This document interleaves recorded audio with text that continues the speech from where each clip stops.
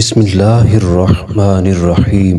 دریائے نیل خشک ہو چکا تھا۔ وہ دریائے نیل جس کا پانی ٹھاٹھیں مارتا تھا، وہ مصر کے کھیتوں کو سیراب کرتا تھا۔ وہ دریا خشک ہو چکا تھا۔ مصر کے لوگ یہ دیکھ کر پریشان ہو گئے، ایسا پہلی بار نہیں ہوا تھا۔ ہر سال دریائے نیل خشک ہو جاتا تھا۔ مصر کے لوگوں کا کہنا تھا، دریائے نیل ہر سال انسانی قربانی مانگتا ہے۔ جب وہ یہ قربانی دے دیتے تو دریائے نیل پھر سے ٹھاٹھیں مارنے لگتا، لوگ خوش ہو جاتے، ان کی کھیتیاں پھر سے لہلہانے لگتی۔ اب ایک بار پھر دریائے نیل خشک ہو چکا تھا۔ لوگوں کے چہرے پریشانی سے مرجھا گئے تھے۔ دریا اس بار پھر ان سے ایک انسان کی قربانی مانگ رہا تھا۔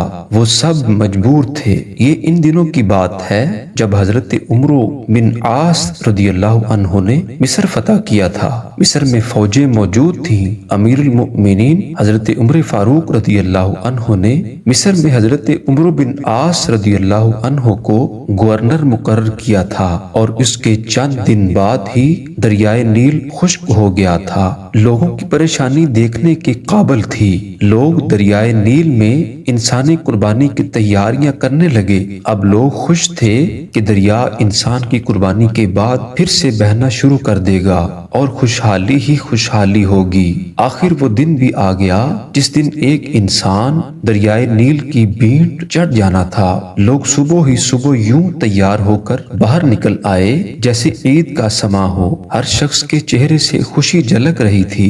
حضرت عمرو بن عاص رضی اللہ عنہ دریائے نیل کے خشک ہونے کی وجہ سے سخت پریشان تھے۔ جب انہوں نے یہ سنا کہ لوگ دریائے نیل کی بینٹ چڑھانے کے لیے ایک انسان کو قربان کرنے لگے ہیں تو وہ تڑپ اٹھے کہ یہ تو سراسر ظلم ہے۔ دریا کے لیے ایک انسان کو قتل کر دینا کہاں کی عقل مندی ہے۔ حضرت عمرو بن عاص رضی اللہ عنہ اپنے چند آدمیوں کے ساتھ دریائے نیل کی طرف چل پڑے۔ وہ اس قربانی کو ہر حال میں رکوانا چاہتے تھے۔ جب وہ دریائے نیل کے پاس پہنچے تو انہوں نے وہاں عجیب سامان دیکھا۔ لوگ زرق برق کپڑے پہنے وہاں موجود تھے۔ ہر شخص کے چہرے پر خوشی تھی۔ جب ان لوگوں نے گورنر کو دیکھا تو حیران رہ گئے اور سوچنے لگے شاید گورنر بھی اس قربانی کو دیکھنے کے لیے آئے ہیں۔ حضرت عمرو بن عاص رضی اللہ عنہ نے دیکھا کہ لوگ ایک 15 سالہ لڑکی کو لے کر وہاں آئے ہیں۔ اس لڑکی نے زرق برق لباس پہنا ہوا تھا۔ وہ زیورات سے لدی پھندی تھی۔ لڑکی خوف سے کانپ رہی تھی۔ اس کا چہرہ ہلدی کی طرح زرد ہو رہا تھا۔ لڑکی لڑکھڑاتے قدموں سے آگے بڑھ رہی تھی۔ وہ لرزتی کانپتی ہوئی لوگوں کے ہمراہ دریا کے کنارے پر پہنچ کر رک گئی۔ اس نے مڑ کر اپنے بوڑھے باپ کی طرف دیکھا۔ باپ کی آنکھوں میں آنسو تھے۔ وہ مجبور تھا۔ لوگ اس کی بیٹی کو گھسیٹ کر موت کے منہ میں دھکیل رہے تھے۔ وہ کچھ نہیں کر سکتا تھا۔ اپنی بوڑھی آنکھوں سے بیٹی کو موت کے منہ میں جاتے ہوئے دیکھ رہا تھا۔ لڑکی کی ماں تو غم سے نڈال ہوئی جا رہی تھی۔ لڑکی ہاتھ چھڑا کر اپنے باپ کی طرف دوڑی۔ لوگ اس کے پیچھے بھاگ کھڑے ہوئے اور لڑکی کو پکڑا اور پھر سے دریا کے کنارے پر لے آئے۔ لڑکی رو کر لوگوں سے التجا کرنے لگی، مجھے چھوڑ دو، میں مرنا نہیں چاہتی۔ لوگوں نے اسے مضبوطی سے پکڑ لیا۔ اب حضرت عمرو بن عاص رضی اللہ عنہ کے صبر کا پیمانہ لبریز ہو چکا تھا۔ وہ جلدی سے آگے بڑھے اور لڑکی کو ان لوگوں کی قید سے چھڑاتے ہوئے بولے، یہ سب کیا ہے؟ تم اس لڑکی کو کیوں ہلاک کرنا چاہتے ہو؟ لوگ گورنر کی بات سن کر پریشان ہو گئے۔ لڑکی بھاگ کر اپنے باپ کے پاس چلی گئی۔ لڑکی کی ماں نے آگے بڑھ کر اسے اپنے ساتھ لپٹا لیا۔ لڑکی سسکیاں لے لے کر رو رہی تھی اور ماں اسے چپ کرانے کی کوشش کرتے ہوئے خود بھی رو رہی تھی۔ لوگوں نے کہا، اے امیر، دریائے نیل خشک ہو چکا ہے۔ وہ ہر سال ایک انسان کی قربانی مانگتا ہے۔ یہ سن کر حضرت عمرو بن عاص رضی اللہ عنہ نے ناگواری سے لوگوں کی طرف دیکھا، پھر پوچھا، کیا ہر سال یہ دریا اس طرح خشک ہو جاتا ہے؟ لوگوں نے جواب دیا، ہاں، ہر سال دریائے نیل اس طرح خشک ہو جاتا ہے، اور جب یہ خشک ہوتا ہے تو ہم ایک انسانی جان کی قربانی دیتے ہیں۔ اس کے ساتھ ہی دریا کا پانی بڑھنا شروع ہو جاتا ہے اور دیکھتے ہی دیکھتے دریا میں طغیانی آ جاتی ہے۔ حضرت عمرو بن عاص رضی اللہ عنہ نے کہا، یہ تو ظلم ہے۔ لوگوں نے کہا، اے امیر، ہم ہر سال چاند کی 11 تاریخ کو ایک نوجوان لڑکی کا انتخاب کر کے اس کے والدین کو رضامندی سے اس لڑکی کو زیورات اور خوبصورت لباس پہنا کر دریائے نیل کی بینٹ چڑھا دیتے ہیں۔ پھر دریا کا پانی بڑھنے لگتا ہے۔ یہ سن کر حضرت عمرو بن عاص رضی اللہ عنہ نے کہا، اسلام ان باتوں کو پسند نہیں کرتا۔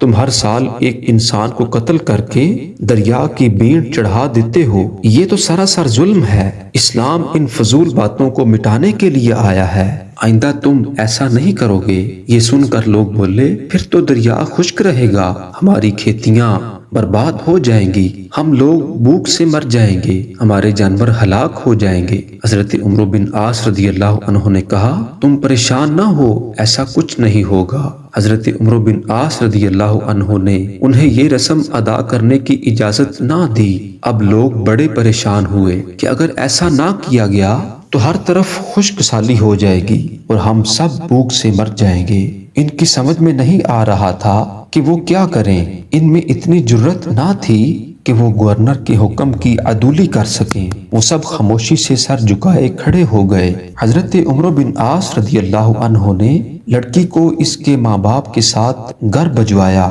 اور لوگ بھی آہستہ آہستہ وہاں سے جانے لگے۔ چند دنوں تک دریائے نیل بالکل خشک ہو گیا، اس میں ایک بوند بھی پانی نہ آیا۔ لوگ بوکھلا گئے، ان کی کھیتی باڑی دریائے نیل کے پانی سے قائم تھی، زمینیں بنجر ہو گئیں، لوگ فاقوں سے مرنے لگے، جانور چارہ نہ ہونے کی وجہ سے تڑپ تڑپ کر جانیں دے رہے تھے۔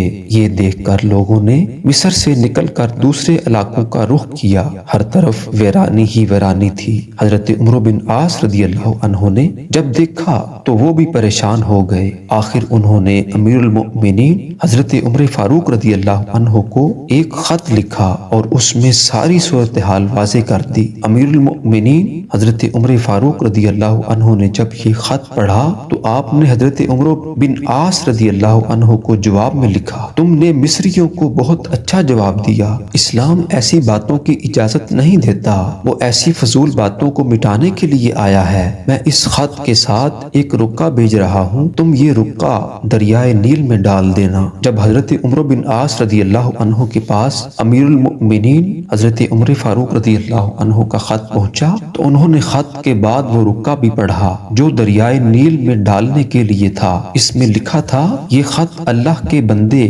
عمر بن خطاب رضی اللہ عنہ کی طرف سے دریائے نیل کے نام ہے۔ اے دریائے نیل، اگر تو اللہ کے حکم سے بہتا تھا تو ہم بھی اللہ ہی سے تیرا جاری ہونا مانگتے ہیں، اور تو اللہ کے حکم سے جاری ہو جا، اور اگر تو خود اپنی مرضی سے بہتا ہے اور اپنی ہی مرضی سے رک جاتا ہے تو پھر تیری کوئی پرواہ اور ضرورت نہیں۔ حضرت عمرو بن عاص رضی اللہ عنہ نے یہ رکا دریائے نیل میں ڈال دیا اور واپس چلے آئے۔ جب صبح مصر کے لوگ بیدار ہوئے، یہ دیکھ کر حیران رہ گئے کہ اللہ نے دریائے نیل کو اس طرح جاری کر دیا ہے، بلکہ اب تو دریا میں پانی بہت چڑھ گیا تھا اور دریا میں طغیانی آئی ہوئی تھی۔ لوگ یہ دیکھ کر خوشی سے چلا اٹھے، دریا جاری ہو گیا۔ اس دن سے اب تک دریائے نیل اسی طرح جاری و ساری ہے، ایک لمحے کے لیے بھی اس کا پانی خشک نہیں ہوا۔ زینت کے خزانے کو الماس کہتے ہیں، لگے تڑپ پانی کی تو اسے پیاس کہتے ہیں، یوں تو سب کی پیاس بجھاتا ہے دریا،